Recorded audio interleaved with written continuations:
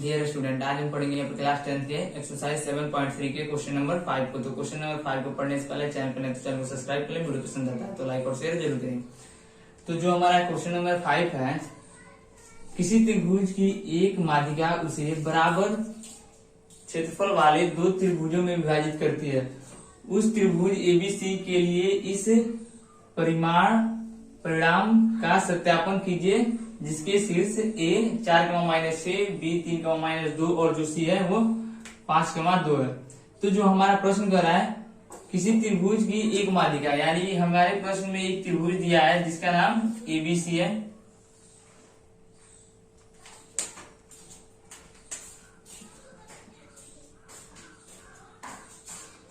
फिर देख लीजिए, कह रहा है एक माध्यिका उसे बराबर क्षेत्रफल वाले दो त्रिभुजों में विभाजित करती है। यानी कि यहाँ पे जो दी गई है भुजा, यहाँ पे हम किसी से भी एक माध्यिका खींच लेंगे। तो हम ए से एक माध्यिका आधार बीसी पे खींच लेते हैं जिसका नाम हम दे देते हैं डी, एडी नाम दे देते हैं।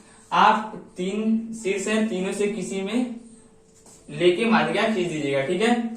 फिर कह रहा है बराबर क्षेत्रफलों वाले दो त्रिभुज में विभाजित करते हैं। यानी कि जो ये त्रिभुज बनता है ए बी डी पहले वाला, और फिर दूसरा बनता है ए सी डी या ए डी सी दूसरा वाला, इन दोनों क्षेत्रफलों के जो क्षेत्रफल है वो आपस में बराबर है। और कह रहा है कि इसी परिमाण का सत्यापन कीजिए, यानी कि इसका क्षेत्रफल बराबर इसका क्षेत्रफल। फिर प्रश्न कर रहा है जिसके शीर्ष, यानी कि ए 4,-6, बी 3,-2 और सी जो है वो 5,2 है। तो आइए इस प्रश्न को हल करते हैं। यदि आप मेरा वीडियो पहली बार देख रहे हैं तो इसके जो मैंने पीछे के और सारे क्वेश्चन हल कराए हैं उसको जाके प्लेलिस्ट में देख लीजिएगा। तो आइए लिखेंगे हम अपने हल में। दिया है एबीसी एक त्रिभुज है जिसके शीर्ष ए 4,-6, बी 3,-2 और सी जो कि है 5,2 है। अब नीचे लिख देंगे शीर्ष ए से आधार बीसी पर एडी माध्यिका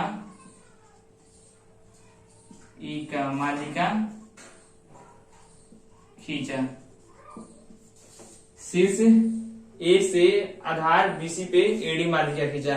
और हम जानते हैं कि त्रिभुज के तीनों शीर्ष से हम किसी से भी माध्यिका उसके संगत भुजा यानी कि सम्मुख भुजा, यानी कि इसके सम्मुख ये, इसके सम्मुख ये और इसके सम्मुख ये। तो किसी भी त्रिभुज के शीर्ष से उसके सम्मुख भुजा पे यदि हम कोई माध्यिका खींचते हैं तो वो माध्यिका उस भुजा पे क्या होती है, लंब होती है, और वो उस त्रिभुज के भुजा को दो बराबर भागों में बांटती है। अब इसको नोट कर लीजिए, इसके आगे लिखेंगे हम। तो देखिए, शीर्ष ए से आधार बीसी पे एक माध्यिका खींचा। और हम ऐसे भी समझ सकते हैं माध्यिका यानी कि दो बराबर भागों में, यानी कि मध्य में हो, किसी भी भुजा के मध्य में हो, यानी कि इधर का भाग बराबर हो, इधर का भाग बराबर हो, तो जो रेखा होगी वो माध्यिका होगी। अब लिखेंगे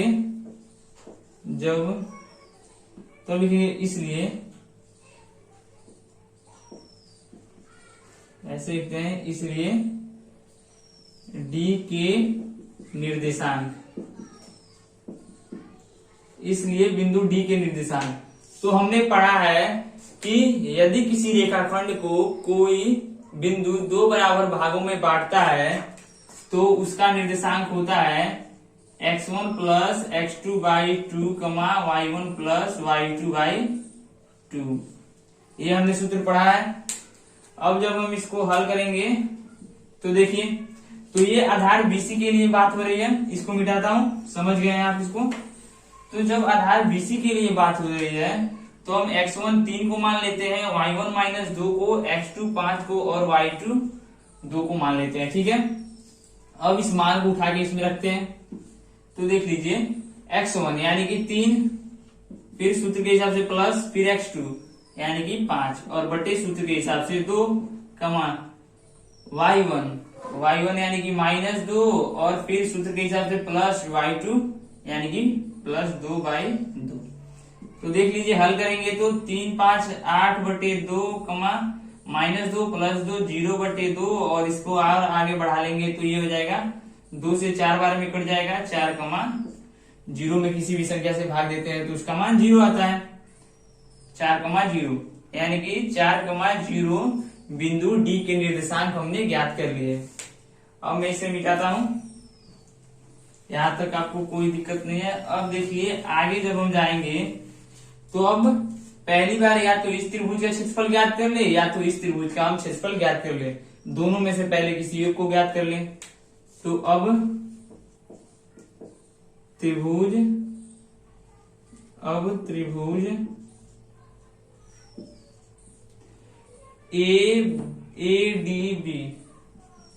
ADB का क्षेत्रफल, और हमने क्षेत्रफल का सूत्र पढ़ा है, क्या होता है 1/2, आप बराबर क्या लिखिएगा 1/2 x1 into y2 minus y3 plus x2 into y3 minus y1 फिर plus x3 into y1 minus y2। ये हमने पढ़ रखा है। यदि आप इस सूत्र को सिद्ध करना चाहते हैं तो वीडियो के प्लेलिस्ट में जाइए, वहां पे एक लिंक मिलेगा, वहां से जाके वीडियो को देख लेना। तो आइए अब हम इनको मानों को रखते हैं। तो मैं x1 इसे मान लेता हूं, इसको मिटाइए तब तक, अब इसकी बात हो चुकी है। अब आइए ADB में, तो मैं x1 4 को मान लेता हूं, y1 माइनस 6 को, x2 3 को और y2 माइनस 2 को, x3 4 को और y3 0 को मान लेता हूं, ठीक है। अब इन मानों को उठा के हम इसमें रख देते हैं।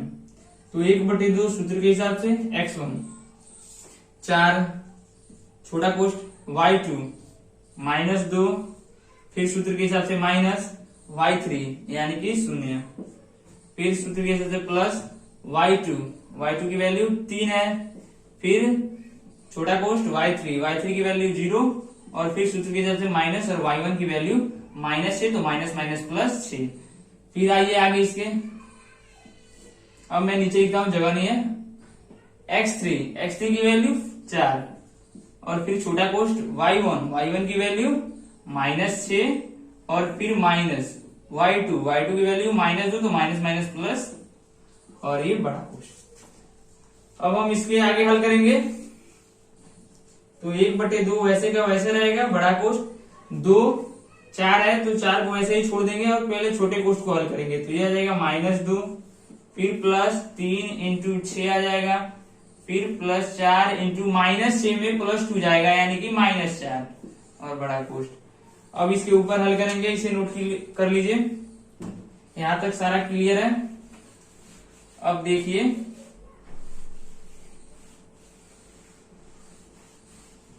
अब ये हमारा नीचे वाला हिस्सा बचा, तो ये हो जाएगा 1/2 इंटू 4 में -2 से गुणा करेंगे तो -8 फिर प्लस 3 में 6 से गुणा करेंगे तो 3 छक्के 18 फिर प्लस 4 में -4 से करेंगे तो -16 और -16 आएगा तो प्लस -16। हल करते हैं इसको, ये हो जाएगा -8 में से 10 जाएगा यानी कि बचा 10, -8 में से 18 जाएगा तो बचा 10 फिर -16 यानी कि घट जाएगा 10 में से -16 प्लस 10 और -16 जाएगा तो बचेगा -6, कट जाएगा 6 3 बार में कटेगा तो हमारा आ गया -3। और क्षेत्रफल या तो वर्ग इकाई में होता है या जो दिए गए हैं मात्रक उसी में होता है। तो यहाँ पे कोई मात्रक तो दिया नहीं है इसलिए लिख लेंगे वर्ग इकाई या मात्रक दोनों एक ही बात है, वर्ग इकाई लिखे या वर्ग मात्रक लिखे। तो यहाँ तक नोट कीजिए, इसको मैं मिटाता हूँ, इसकी अब आवश्यकता नहीं है, यहाँ तक हम समझ चुके हैं। अब आइए हम दूसरे त्रिभुज ADC पे बात करेंगे। तो लिखेंगे फिर त्रिभुज ADC का क्षेत्रफल। तो हम त्रिभुज के क्षेत्रफल जानते हैं, आप बराबर के उस तरफ लिखिएगा, जो कि होता है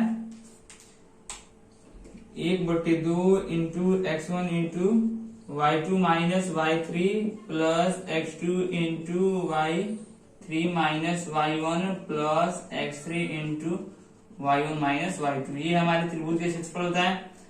अब हम x1 यहाँ पे 4 को, y1 माइनस 6 को सेम पुराने वाले की तरह, फिर इसको हम x2 मान लेते हैं, इसको y2 और इसको x3 और इसको y3 मान लेते हैं। ठीक है, अब इन मानों को उठा के हम इसमें रख देंगे। तो आइए सूत्र के हिसाब से 1/2 x1 की वैल्यू 4, छोटा कोष्ठ सूत्र के हिसाब से y2 की वैल्यू 0 माइनस y3 की वैल्यू -2 हो जाएगा। और फिर आ जाइए प्लस x2 की वैल्यू 4 इंटू y3 की वैल्यू 2 माइनस y1 की वैल्यू -6, तो माइनस माइनस प्लस 6। फिर आ जाइए प्लस, फिर x3 की वैल्यू 5, फिर छोटा कोष्ठ सूत्र के हिसाब से y1 की वैल्यू -6, फिर माइनस सूत्र के हिसाब से y2 की वैल्यू 0। अब आइए इसको हल करते हैं। तो इसकी आवश्यकता नहीं है, मिटा देता हूं, इसकी भी आवश्यकता नहीं है इतना। तो देखिए चित्र को आप अवश्य क्वेश्चन के बगल में बनाइएगा। तो आगे हल करेंगे तो 1/2 पहले छोटे ब्रैकेट को हल कर लेंगे, तो ये आ जाएगा -2 प्लस 4 इंटू 6 2 8 प्लस 5 इंटू -6। फिर देखिए 1/2 इंटू 4 में -2 से गुणा करेंगे तो -8, फिर प्लस 4 में 8 से गुणा करेंगे तो 8 × 32, फिर प्लस और 5 में -6 से गुणा करेंगे तो 30 और माइनस प्लस -30। अब आइए इसको ऊपर नोट कीजिए, अब इसको मिटाता हूं, आगे हल करेंगे। तो इतना हम समझ गए हैं, अब हमें इसकी आवश्यकता नहीं है। तो अब इसके आगे लिखेंगे 1/2 इंटू -8 और -30 को जोड़ लेंगे तो ये हो जाएगा -38। अब क्या करेंगे, घटा लेंगे तो ये गुणे आ जाएगा -6 और ये 3 बार में कट जाएगा, यानी कि -3 वर्ग इकाई। तो देखिए हमारे दोनों त्रिभुज का क्षेत्रफल हमने ज्ञात किया। तो एक का तो मैंने यहाँ पे लिखा है और दूसरे का भी उतना ही है, इसको भी नोट कर लीजिए। इसे मिटा के अब लिखेंगे। अब देखिए लिख देंगे नीचे, चूंकि त्रिभुज AD और इधर B था, ADB का क्षेत्रफल बराबर है त्रिभुज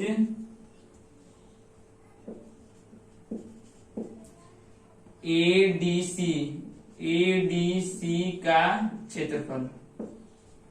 त्रिभुज ABC का क्षेत्रफल, ADB का क्षेत्रफल बराबर त्रिभुज ADC का क्षेत्रफल। और जो हमारा प्रश्न कर रहा था, किसी त्रिभुज की एक माध्यिका उसे बराबर क्षेत्रफल वाले 2 भाग में बांटती है। तो इतना तो बांट दिया, अब सिर्फ इसे लिख देंगे। अतः त्रिभुज